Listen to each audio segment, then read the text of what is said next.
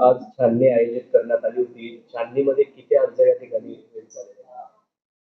आज छाननी जी ऑर्गनाईज करण्यात आली होती, काल आपल्याकडे जवळपास 16 नामनिर्देशन पत्र प्राप्त झाले होते. त्यातल्या ज्या त्रुट्या होत्या त्या पण देखील आपण लेखी कळवल्या होत्या आणि त्याबद्दल पूर्तता ही कालच प्राप्त झालेली आहे.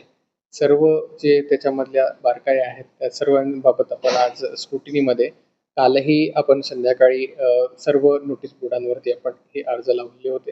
आजही सर्व नामनिर्देशन पत्र आपण सर्वांसाठी सर्व कॅन्डिडेटसाठी आणि त्यांचे सर्व प्रतिनिधींसाठी उपलब्ध करून देण्यात आलेले होते आणि एक एक करून आपण सर्व नामनिर्देशन पत्रांची छाननी देखील करण्यात आली आणि त्या छाननी अंती आपल्याला 16च्या 16 नामनिर्देशन पत्र हे वैध आढळलेले आहेत आणि त्याप्रमाणे आपण अहवाल इलेक्शन कमिशनला आपण पाठवतो. सर, कुणाच्या अर्जात काही त्रुटी वगैरे निघाल्या?